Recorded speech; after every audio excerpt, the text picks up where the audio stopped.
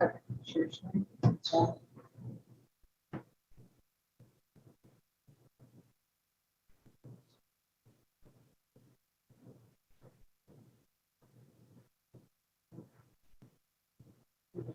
yeah. All right. Good.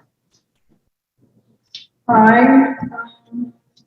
Today we're going to talk about immigration and genealogy and where you can look and what you can find.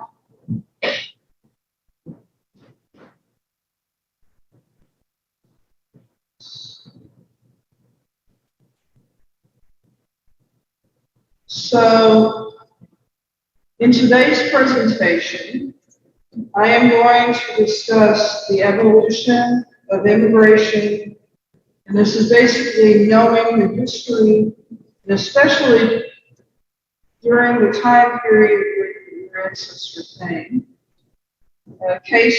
We're going to look at a case study to show how to trace your immigrant ancestry and the available documents out there. Now, then in the last, we're going to talk a little bit about what is unique to Arkansas. Now, there were two waves of immigration that is important to know, because this is when the majority of individuals came in. And so we're going to look at the time frame from when the United States was established to the end of World War I. There are two major waves of immigration. The first one came between 1815 and 1860. And this wave brought about 5 million to the United States, but they were mostly from Western Europe. Then,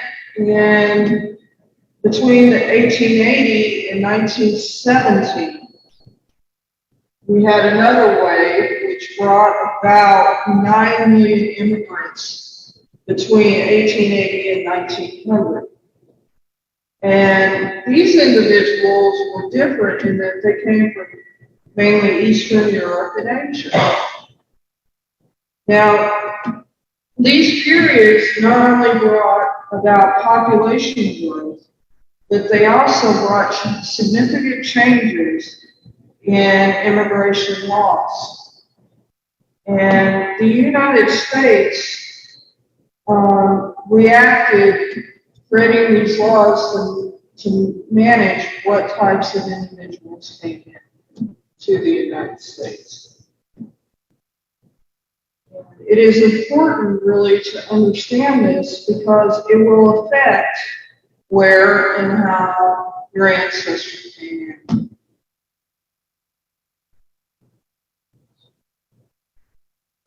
Now, formally, immigration began about 1795 with the passage of its first Naturalization Act. In 1798, they passed the Alien Enemies Act, and in 1819, Congress passed the Steerage Act. These and other laws gave the federal government the power to regulate who resided in the country. But it wasn't until after the Civil War that the government really started putting restrictions in. And it determined who could immigrate. And we see this progressing towards them taking over the process. Because before this, immigration laws and naturalization papers were being filed within the state that you lived. And so in 1875, Congress passed a law forbidding admission to the United States to criminals and women brought for lewd and immoral purposes. In 1882, the law was enacted excluding entry to any convicts or persons with disabilities.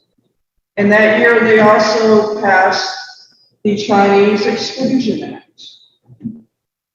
In 1890, the federal government began taking control of immigration stations such as Castle Island, Ellis Island, and Angel Island, as well as many others. In 1891, the Bureau of Immigration was established. It federally administrated the immigration laws. 1897, the Bureau of Immigration and Naturalization was established. And in 1906, naturalizations, declarations of intent, and orders granting citizenship were now under the federal government and not under the United States. Now, as a result, they also passed in 1921, let me go back to that level. Congress passed a law to limit immigration by making it basically establishing a 2% law, which quota, which using the 1890 census instead of the 1920 census, which had just been taken. Now, as a result of this 2% law, it drastically reduced the numbers of people coming from Eastern and Southern Europe. So this was significant at the time, because if you look at totals, this is for persons coming from Poland. In 1890, there were about 4,500 individuals, all total, in the United States already. You take 2% of that, it's about 2,900. But if they use the 1920 census, you're looking at over 1 million Polish immigrants here, which would have meant with the 2%, nearly 23,000 eligible to come. If you look at Southern Europe, those of Italian descent in 1890 totaled about 81,000. And eligible, there would have been 3,600, well over. Under the 1920 census, this would have been about 1,005,000. And there would have been about 31,000 that were eligible to come in. So that lasted until 1927, when the 2% rule was replaced with an overall cap of 150,000 immigrants annually. And the quotas were then determined by the nation of origin from the 1920 census.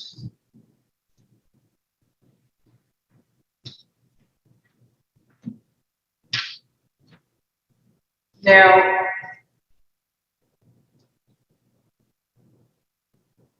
with genealogy research, now that you've looked at a little bit of the basic history of immigration, we're going to discuss how to research your family history.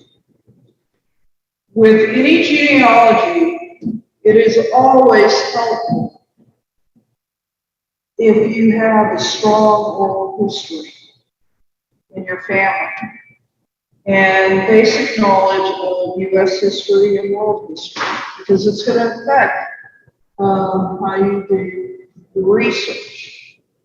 Now, oral history especially is important when family names were changed, and especially when they were entering into the United States. Now, here's an example. The Yaroshevsky family, when they came into the U.S., changed their name to Yaros, and then later it became Jarvis. So it's when I did this search on the Jarvis family. It started out about 10 years ago when I was doing a presentation on Eastern Europe immigration. I sort of borrowed a friend's family history. Now, I was just kind of using them somewhat as a basis. And those who know me know that it doesn't stop there. Now, I took this, and now my friend has quite a bit of genealogy information she didn't necessarily possibly want, and may have wanted to do. But it is a good example of what you can find in doing research. Now, the Jarvises, along with their 3 other children, came to the U.S. through Ellis Island and settled in Jefferson County. Now, Jefferson County, Ohio, excuse me. The family had a strong oral history, and it says the family came from Poland. And the name was changed to Yaros, and later to Jarvis. And this was really my starting point.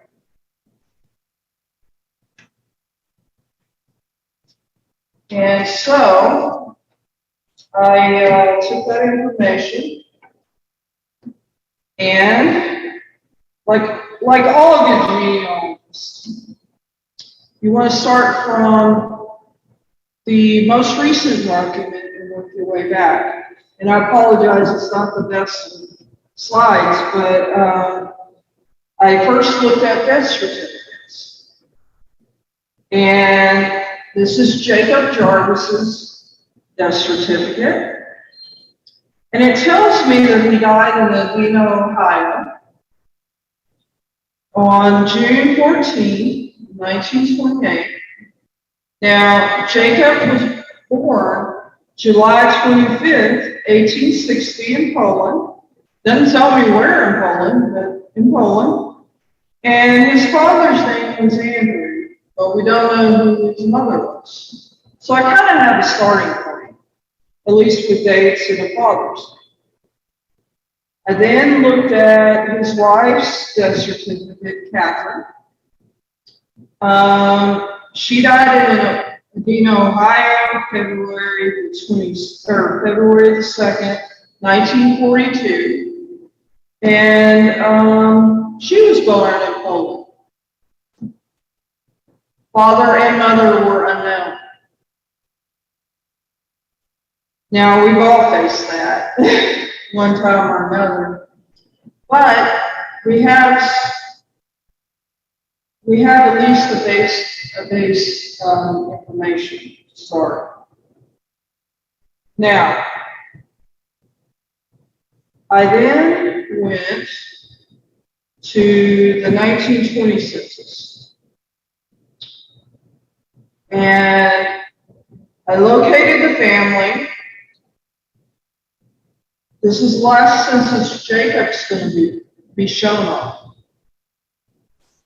And I wanted to see what other information I could find. So the family again is in Adena, Ohio, in Jefferson County.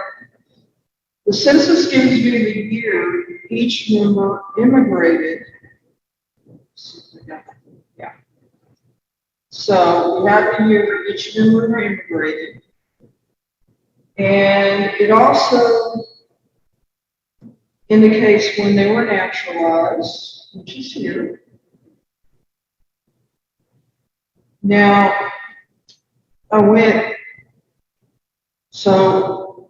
and they were actually naturalized in 1907, all of them. Now, I went to the 1910 census. They are now in Smithfield Township, Jefferson County, Ohio. And that year, the census form asked the question, what year did you immigrate? So we're going to take a look at that.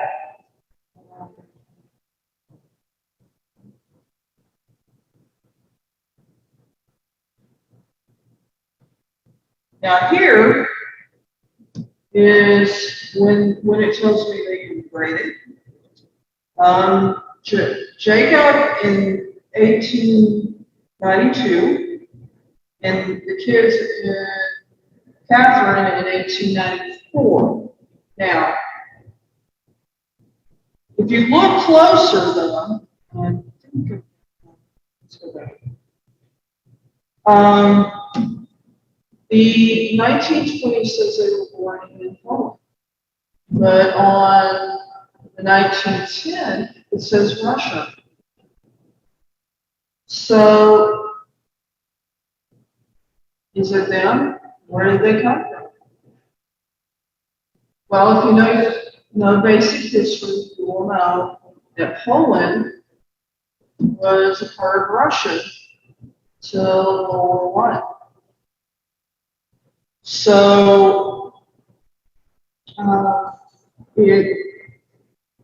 it says that they were born in Poland, or Russia, but they speak Polish. So you have, like I said, you have to look at world history and understand the boundaries of different countries when you are doing research. Because you find some surprises as you go. Now, we're going to take a look at what we've learned. So Jacob, according to 1920, shows that he immigrated in 1890. And in 1910, he immigrated in 1892. We also know now that in 1907, he was naturalized.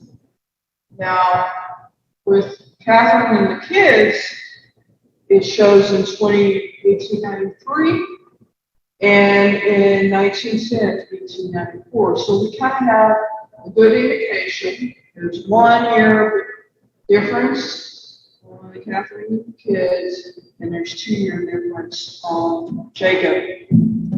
So the next step is to take a look and see if we can find their immigration papers. And their the ship that they came on. So, now, I don't know if you all are familiar with, there's a website called, there's a website for Alzheimer's. It has a database with the information on as many individuals as they can find. And Jacob Yarshevsky Jarvis on the honor roll shows that he immigrated from Krakow, Poland. And so we kind of, is he from there or not? I then looked for and found his son, Andy Jarvis, his World War I registration. And it gave me when he was born, September 25th, 1890. It shows he's a naturalized citizen. And it shows that he was born in Moravia, Russia, Poland. So I got a town, right? Unfortunately, no. I have yet to figure out where that is. But I'm getting closer, hopefully. I then found Joseph Jarvis, the youngest Charles, baptismal record. And he was born in 1904, 20th of September. And at this point, they're using the name Yaros. Jacob and, hey, Catherine's got a new name. It's Kashmira. And the priest was Polish. So the good thing is we actually have her maiden name as well. Chizovsky.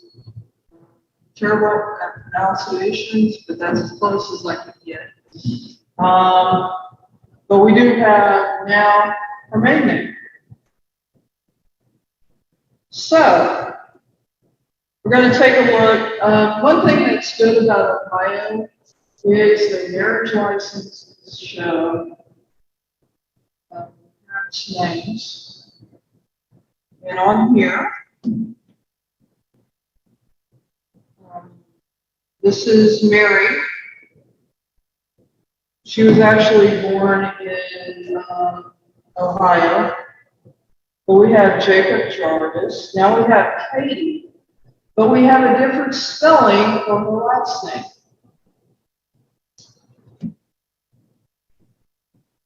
So why not? Let's look at some of the other children. Julia, who was also born in Ohio. And at this point, they're using the name Yaros still. And Catherine has another spelling for her last name. So they're spelling phonetically, which we've all run into that periodically in our own research. And then last but not least is Andy Yaros, the World War I registration. And again, they're using Yaros, but Catherine has another spelling. So, which is the right spelling at this point? Because it's going to determine, if you can find her parents. So, then we have, last but not least, Jacob's interment record. And the reason I'm showing this is that we've seen Yaros and we've seen Jarvis. And if you remember on his death certificate, he was listed as Jacob Jarvis. But on his interment record, he's listed as Jacob Yaros. And something that's a little bit more, just to make it a little bit more confusing, his tombstone says Yaroshevsky. So when you're doing, when you're working on an immigrant, you're going to find your possible various last names, just to make your life a little bit more of a nightmare. And you're searching. Now, last but not least, we have Joseph Jarvis's, the youngest son's Social Security application. And it actually has the last spelling of Catherine's name. And it actually says Jarvis, where his baptismal record says Jarvis. And you can see it's a little bit different.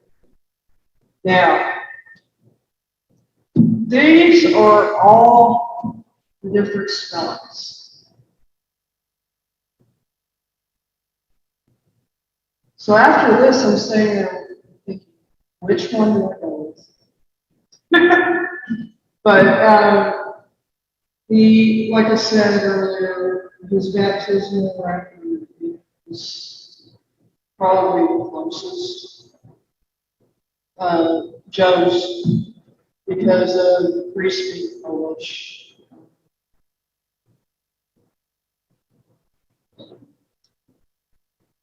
So where am I now?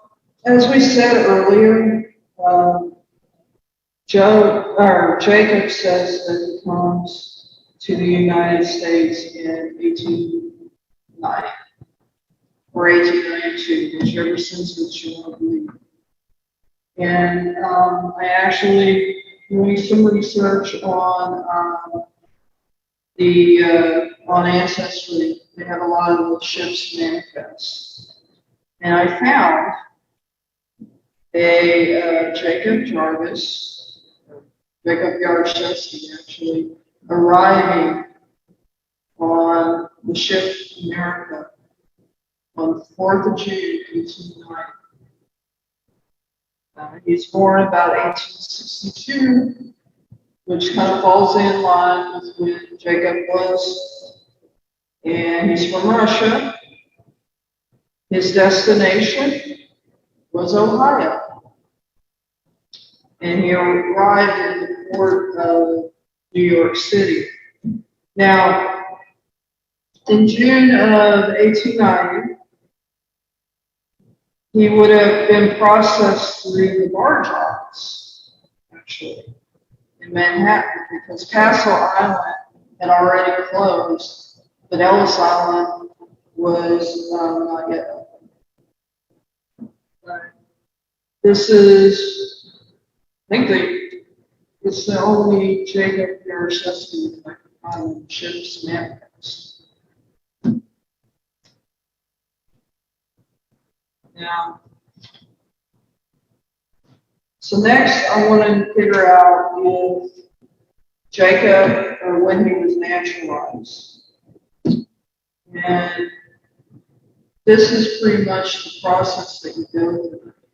You first do your declaration of intent, pledging under oath that you intend to renounce allegiance to any government, foreign government. Then you will petition for your naturalization.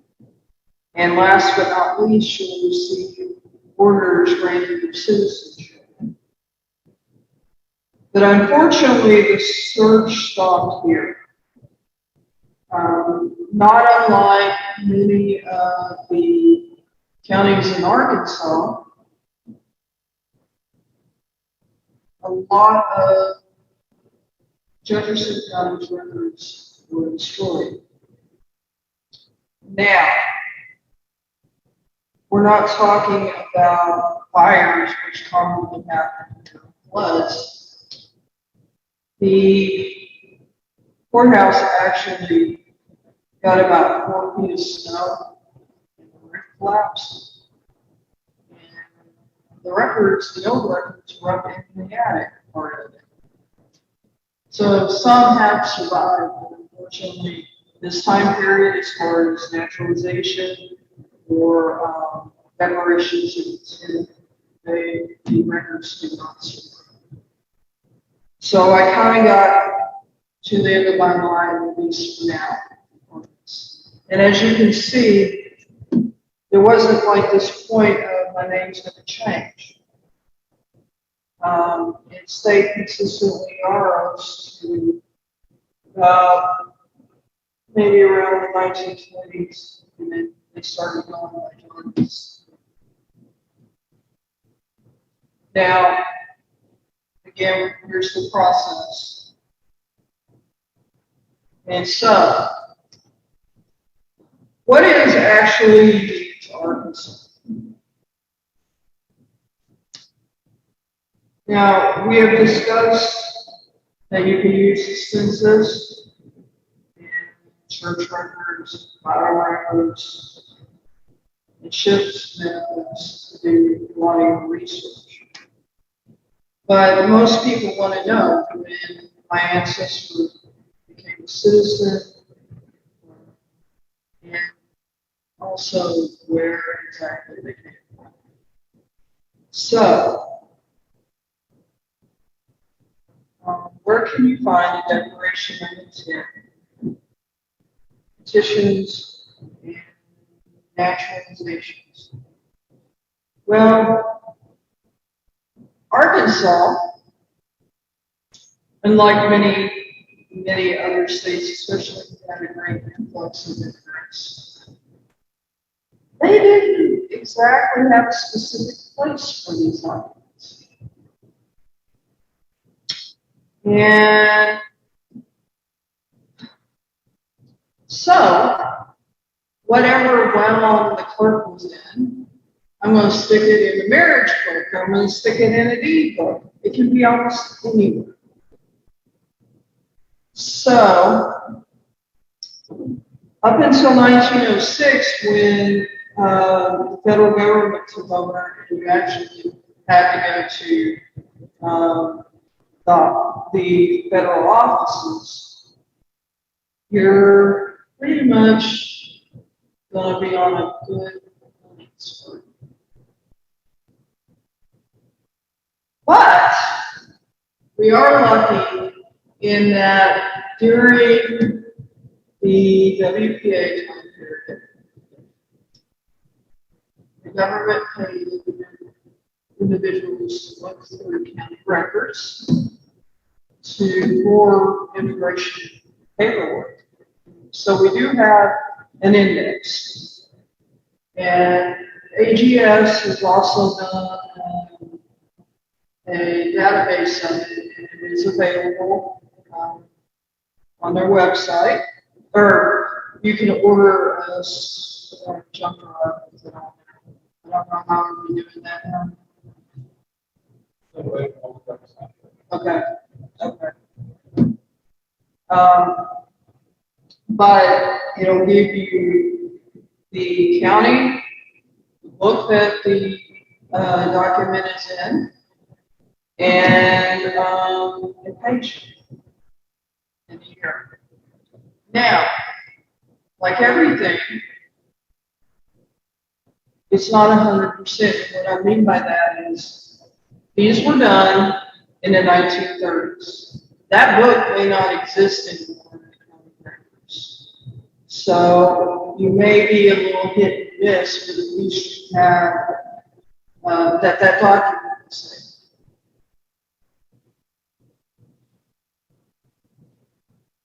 And here's an example of what you might find. This is from Prairie County. It's in the circuit court records. It is a declaration of intent from March 12, 1877. But now that's something you really wouldn't have thought would be in circuit court. And this is for Ferdinand does change. He actually states he changes his last name to Gates, and then he wants to become a citizen. He arrived in New York May the 1st, 1855, and came to Desert in September. That same year, he states what village he was born in, and that he left Moravia from there. And so now we have where to look or his family in Arabia. Now, they get more detailed as we progress into the 1900s, so that's something to remember. Another thing is sometimes you will find that you have you'll find the naturalization papers, and you have their declaration of intent information, but that intent information may have been from another state. So you can kind of follow their progress through. And we also, for Pulaski County, one thing that I do like is we have a lot of naturalization papers from the guys that were at Camp Hyde. So they're a wealth of information, and these aren't just Arkansas guys. These are guys from all over the country.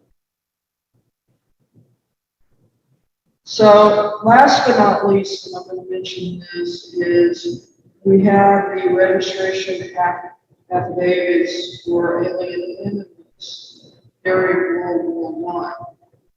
These are only for Eastern Arkansas, and we're lucky to have them. Number one, they were supposed to be sent to Washington, but for some reason these were not sent. And so, if you were from Austria, Germany, the Ottoman Empire, you were required to register with the United States Department of Justice. And these records show information on the immigrant, his birthplace, his parents' names, and where they are living, and his children, or if they have individual children. Now, they also had to say if they had any relatives that were serving in the military, and what side they were on as well. But here's the thing that kills me. As a female, if I married somebody from Germany, I lose my citizenship up until 1923. My citizenship is based on my husband. So we have some of these that are from women who are married to Germans. And what's interesting is you can tell by their answers, they're really ticked when they're filling things out. But the great thing is they also come with a photograph and fingerprints of the individual. So if you shouldn't have a photograph of your ancestry, these are really good places they might fall into this category. So hopefully you all have taken away or have some information to kind of look at how to trace your own family. It's not easy, but knowing your basic history and going through your documents and hopefully have good oral history, you can dig things up slowly. So, you have any questions? Yeah, well, I see that. Just to make one announcement for our online audience, we are monitoring the chat box. So if you'd like to submit a question through that, we can answer your questions through that. But if anybody in the live audience has a question, we'll repeat the question so the online here. Anybody? Yes, ma'am.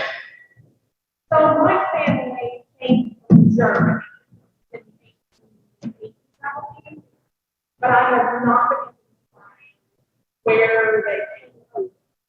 like what court they came through. There is speculation that maybe they came through New Orleans.